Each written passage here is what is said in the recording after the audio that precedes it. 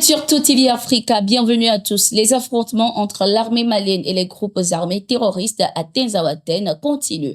Le colonel Assimi Goïta, président de transition du Mali, vient de recevoir le soutien du président de la Turquie, Recep Erdogan. Selon les informations, lors d'un échange téléphonique, Recep Erdogan a réaffirmé à son homologue le soutien et l'accompagnement de son pays dans les combats en cours sur le territoire malien. Aujourd'hui, lors d'un échange téléphonique, le président Erdogan a réaffirmé son soutien indéfectible au Mali dans sa lutte contre le terrorisme, a écrit le colonel Assimi Goïta sur sa page X ce 31 juillet. Erdogan a également indiqué être déterminé et prêt à faire avancer la coopération entre les deux pays dans divers domaines, notamment la sécurité, la santé, l'industrie, la technologie, l'éducation et le commerce. Ces déclarations du président turc viennent galvaniser les Maliens et les forces armées dans les combats qu'ils sont en train de mener contre les groupes armés terroristes depuis quelques jours. Rappelons-le, le Mali et la Turquie entretiennent déjà de bonnes relations dans plusieurs domaines. La Turquie, spécialisée dans la fabrication des drones de type Bayraktar TB2, les fournit au Mali pour une lutte efficace contre le terrorisme. Le torchon continue de brûler entre l'Algérie et la France après le rappel de son ambassadeur à Paris suite au soutien du président français Emmanuel Macron au Maroc sur le Sahara occidental. L'Algérie compte prendre d'autres mesures. Cette déclaration a été faite par le ministre des Affaires étrangères de l'Algérie, Ahmed Attaf, ce 31 juillet 2024. Selon lui, le retrait de leurs diplomates de la France est un pas qui sera suivi d'autres. Ce n'est pas un simple rappel d'ambassadeur pour des consultations, c'est une diminution de la représentation diplomatique. C'est un pas important pour exprimer notre condamnation et notre réprobation. La décision française ne sert pas le règlement pacifique de la question du Sahara occidental et va à l'encontre des efforts diplomatiques de l'ONU et de certains acteurs internationaux. L'initiative marocaine pour la négociation d'un statut d'autonomie de la région du Sahara. Il y a une expression simple pour désigner la valeur juridique de cette reconnaissance française. Il s'agit d'un cadeau de celui qui ne possède pas à celui qui ne mérite pas, a-t-il laissé entendre.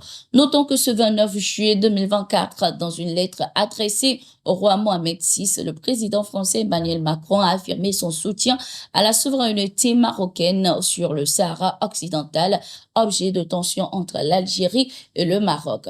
Le Front Polisario, soutenu par l'Algérie, réclame la souveraineté du Sahara occidental, ancienne colonie de l'Espagne. L'Algérie dénonce à cet effet cette prise de position française tout en précisant qu'elle va à l'encontre des résolutions de l'Organisation des Nations Unies et du droit international. Au Burkina Faso, ce 31 juillet 2024, la police, la gendarmerie et les sapeurs-pompiers, à travers une rencontre, ont partagé leurs expériences. Il s'agit lors de ce rendez-vous de mutualiser leurs efforts et de faire un retour sur expérience. Cette première rencontre était présidée par Jean-Alexandre Darga, directeur général de la police nationale, sous le thème « Quelle synergie d'action face aux défis sécuritaires ». Ces expériences individuelles constituent des richesses lorsque l'on les met ensemble. Ces expériences restent uniquement pour l'unité qui agit. À l'intérieur d'une armée, on se retrouve à conserver ou à cloisonner des expériences. Même au sein d'une même entité, on n'arrive pas à partager certaines expériences et c'est préjudiciable à la lutte, a indiqué le commandant Kouagri Natama, chef d'état-major de la gendarmerie nationale.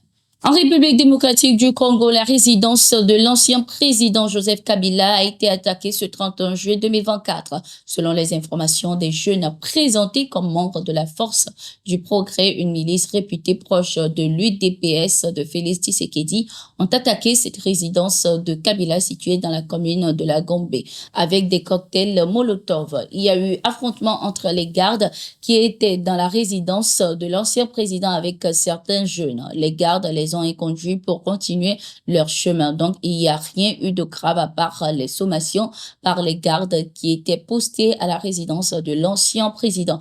Pas de blessés, pas de morts, a précisé le maire de la commune de la Gombe, Léopold Mazambi. Une enquête a été de ce fait ouverte pour faire la lumière sur ces événements. 5 personnes ont déjà été arrêtées. Pour le moment, les mobiles de cette attaque restent inconnus. L'ancien président guinéen Moussa Dadis Camara, condamné ce 31 juillet à 20 ans de prison, veut faire appel de cette décision. L'information est donnée ce 1er août par ses avocats. Le collectif rejette en bloc cette décision et pour marquer son désaccord en accord avec le président Moussa Dadis Camara, relever appel de ce jugement unique pour qu'il soit censuré par la juridiction d'appel, ont-ils indiqué.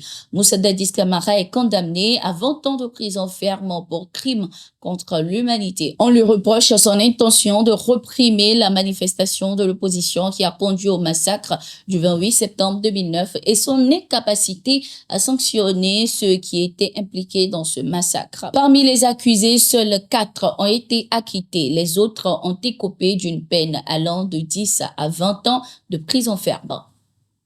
C'est la fin de cette édition. Merci d'être resté avec nous. Nous sommes en continu sur nos différentes plateformes.